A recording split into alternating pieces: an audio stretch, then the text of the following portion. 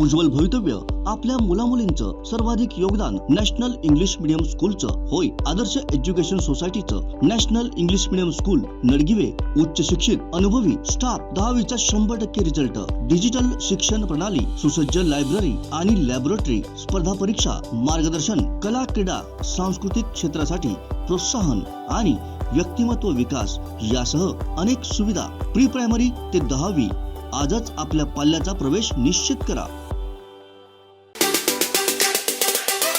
मी या जिल्ह्याचा अपघाताने झालेला पालकमंत्री आहे, त्यामुळे या जिल्ह्याचा सुपुत्र जरी असलो तरी या जिल्ह्यामध्ये पर्यटन जिल्हा म्हणून या जिल्ह्याला एक विशिष्ट प्रकारे आदरणीय मुख्यमंत्र्यांचा आशीर्वाद असणं अत्यंत गरजेचं आहे आणि तो आशीर्वाद आदरणीय मुख्यमंत्री देतील याची मला पूर्ण खात्री आहे। आज इथे असणारा मोठ्या प्रमाणामध्ये सिंधुदुर्ग वासीय आज लाभार्थी म्हणून ज्या एसटी बस मधून आलाय, आदरणीय मुख्यमंत्र्यांचे मी मनपूर्वक कौतुक करतो की त्यांनी या सर्वच्या सर्व एसट्या या महाराष्ट्रामधील असणाऱ्या एसटी बसेस ज्या आहेत या बसेसना येणाऱ्या काळामध्ये एलएनजी 5000 बसेस करण्याचं ठरवलंय।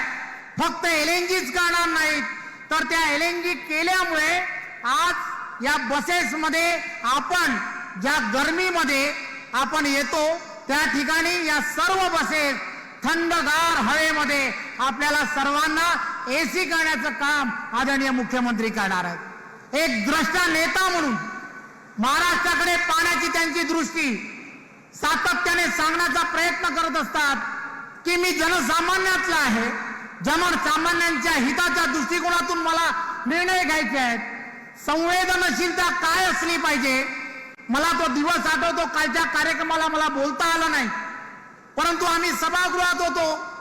सभागृहामध्ये क्लस्टरच्या विषयामध्ये संवेदनशील झालेला एक आमदार की त्या तिथल्या असणाऱ्या नागरिकांसाठी संवेदनशीलता, डोळ्यात अश्रू येणं आणणारा हा मुख्यमंत्री आज सर्व महाराष्ट्रासाठी एक फार मोठा दुवा निर्माण झालाय। सर्वसामान्य लोकांसाठी मुख्यमंत्र्यांची असणारी योजना, वैद्यकीय मदत योजना, आज फक्त एक फोन करायचा आहे आणि एक फोन करून आपण आपली मदत, वैद्यकीय मदत मिळवायची आहे। हे कोणी अगोदरच्या कोणाला हे जमलं नाही। मुख्यमंत्र्यांच्या माध्यमातून अनेक असे प्रकल्प करण्याचं काम केलं जात आहे। या राज्याचा सार्वजनिक बांधकाम मंत्री म्हणून मला सांगायला आनंद होतो की हा जिल्हा पर्यटन जिल्हा आहे। पर्यटन जिल्हा म्हणून इथला असणारा पर्यटक याला एक वेगळ्या पद्धतीने असं वाटलं पाहिजे की इथले रस्ते चांगले असले पाहिजेत। ट्रेन मधून उतरला तर त्याला असं वाटलं पाहिजे की अतिशय चांगल्या पद्धतीची रेल्वे स्टेशन्स आहेत, रेल्वे स्टेशनच्या बाहेरील परिसर चांगला असला पाहिजे।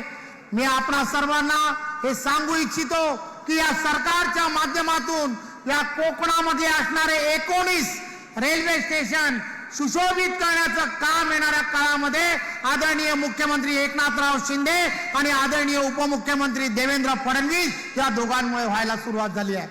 हे सर्वच्या सर्व करत असताना तुम्हाला सर्वांना एक गोष्ट फार महत्वाची आहे की हा पर्यटन जिल्हा आहे। या पर्यटन जिल्ह्यामध्ये इथला असणारा भूमिपुत्र असेल, इथला असणारा प्रत्येक युवक आहे, या युवकाच्या हाताला काम मिळालं पाहिजे, इथलं स्थलांतर थांबलं पाहिजे आणि म्हणून आदरणीय मुख्यमंत्री साहेब एक असं पॅकेज पर्यटनासाठी डिक्लेअर करा।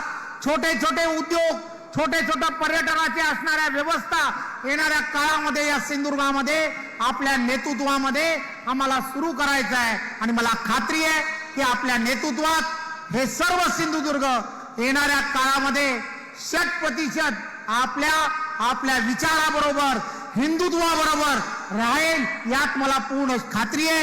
कोकणातल्या ताज्या घडामोडी आणि लाईव्ह अपडेट्ससाठी फॉलो करा कोकणचं नंबर 1 महा चॅनल कोकण 7 लाईव्हचं फेसबुक पेज।